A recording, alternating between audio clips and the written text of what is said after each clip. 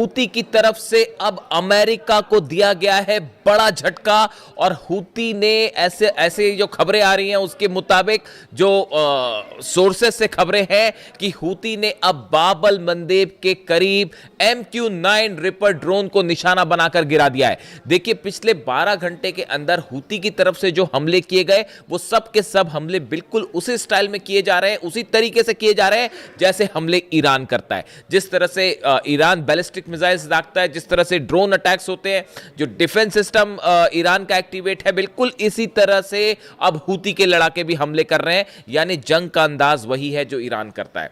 दूसरी चीज, हूती ने अब वही एग्रेसिव अप्रोच ले लिया है जो ईरान ने हॉर्मूज को लेकर अपना रखा है। बिल्कुल वही रणनीति हूती ने बाब अल मंदेब के लिए अपना रखी है। देखिए इस वक्त की जो बड़ी खबर है, US MQ-9 Reaper drone reportedly crash near चेल्बी एयरबेस इन जिबूती। देखिए जिबूती एक देश है जहां पर अमेरिका का एयरबेस है, चेल्बी एयरबेस। यहां पर अमेरिका इसको मैनेज करता है, काफी फाइटर जेट्स हैं यहां पे। देखिए गौर करने वाली बात है, जिबूती के इस चेल्बी बेस पर जितने ड्रोन्स फ्लाइट्स टेक ऑफ करती हैं ये लाल सागर, बाब अल मंदेब और इसके आसपास के इलाकों में मिलिट्री ऑपरेशंस करती हैं।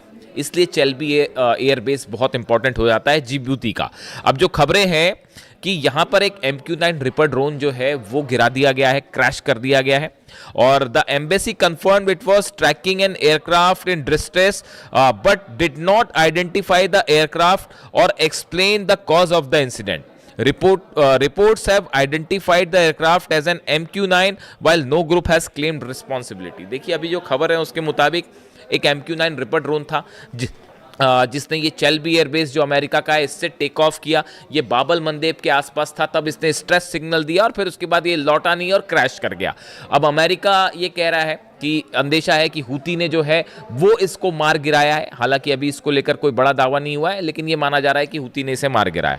अब आप देखिए चेल्बी एयरबेस जो है इसका थोड़ा जिक्र करना ज़रूरी है क्योंकि ये यमन में जो जंग हो रही है अब इसमें ये चेल्बी एयरबेस इंपॉर्टेंट होने जा रहा है और इस पर हमला भी हो सकता है। ये जो एयरबेस है जिबूती में स्थित एक सामरिक सैन्य एयरबेस है। यह जिबूती की राजधानी शहर से दक्षिण पश्चिम में लगभग 6 किलोमीटर की दूरी पर है। और इसकी मुख्य बातें यह है कि यहाँ पर अमेरिका जो है उसके ड्रोन्स हैं, जितने ड्रोन मूवमेंट होते हैं अमेरिका के वो सब यहाँ से होते हैं। और अब सूत्रों के हवाले से ऐसी भी खबर है कि अगर जिबूती के चेल्बी एयरबेस पर हमला हो जाता है तो कोई आश्चर्य की बात नहीं होगी। अगर अमेरिका ने किसी तरह का ऑपरेशन किया यमन में हूती के खिलाफ तो हो सकता है कि ये चेल्बी एयरबेस जो है इस पर हमला हो जाए। और ये जो MQ-9 रिपर ड्रोन गिराया गया है ये हूती की तरफ से एक वार्निंग है अमेरिका को कि आप लाल सागर से दूर रहिए। इसके अलावा देखिए जो खबरें आ रही हैं, यमन ने जो है हूतीज़ ने सऊदी के ऊपर लगातार दबाव बनाना शुरू कर दिया है। यानी हमले के साथ साथ समंदर में, बाब अल मंदेब में एक टोटल ओवरऑल दबाव बना रखा है हूती के ऊपर। ये बहुत ही एग्रेसिव रणनीति है। Yemen Houthis strike Saudi backed forces in Mokha with ballistic missile drone and releasing dramatic footages. देखिए मोखा में जो हमला हुआ यमन की सेना यानी सऊदी को, जो सऊदी बैक करता है जिस यमन की सेना को, उसके ऊपर हूती ने हमले किए। कैसे हमले किए मोखा में? बैलिस्टिक मिसाइल से, ड्रोन से। और सबसे बड़ी बात है इसका वीडियो भी रिलीज किया बिल्कुल इसी अंदाज में जैसे IRGC करती है। अब आप समझ जाइए मैं क्या कहना चाह रहा हूं। The Houthis warned Saudi Arabia wherever you mass you get bombed। सीधी धमकी है सऊदी को हूती की तरफ से कि आप जहां भी जमा होंगे वहां पर हमला किया जाएगा। The attack reportedly killed at least 7 people and wounded dozens। ये जो हमले हुए हैं हूती की तरफ से जो हमले हुए इसमें 7 लोग मारे गए हैं, संख्या ज़्यादा हो सकती है इसकी, और सैकड़ों लोग इस हमले में घायल हो गए हैं। The Houthis also claimed a drone strike on an Aramco facility in Saudi Arabia। जज़ान में कल जो हुआ वो आप जान ही रहे हैं कि वहाँ पर धमाके हुए, ड्रोन स्ट्राइक की खबर है हूती की तरफ से। जज़ान में ऑयल फील्ड में आग लग गई। अब देखिए हालात ये हैं फिलहाल कि बाब अल मंदेब बिल्कुल उसी तरह से बंद है जिस तरह से हॉर्मूज खोलने के लिए ईरान ने अपनी नई शर्तें रख दी हैं। मुआवजा वापस दिया जाए, अमेरिका अपना सेना लेकर निकले, अमेरिका अपने बेसिस खाली करे। मतलब बहुत ही ज़्यादा सख्त शर्तें ईरान की तरफ से रख दी गई हैं हॉर्मूज को खोलने के लिए। अब ऐसी स्थिति बाब अल मंदेब में भी अपना ली है हूती ने। हूती का जो स्टैंड है बाब-अल मंदेब को लेकर वो बिल्कुल वैसा ही है जो ईरान का हॉर्मूज को लेकर है।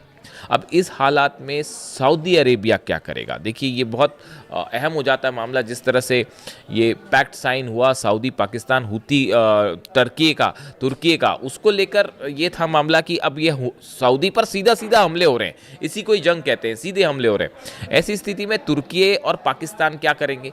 क्या दोनों किसी तरह से हूती के ऊपर हमला करेंगे? इस तरह के तमाम सवाल थे, लेकिन ये साफ कर दिया गया है खासतौर पर तुर्की की तरफ से कि फिलहाल ऐसा कोई जॉइंट फ्रेमवर्क ही तैयार नहीं है जिसके तहत तुर्की जो है वो इस मामले में शामिल हो। यानी तुर्की ने दूसरे शब्दों में हूती पर किसी भी तरह का ऑपरेशन करने से साफ मना कर दिया है। तुर्की ईरान के खिलाफ नहीं जाएगा, ये बात एकदम साफ है। इस हालात में देखिए तुर्की माइनस है, यानी सऊदी यहाँ पर फिर अकेला पड़ा हुआ है।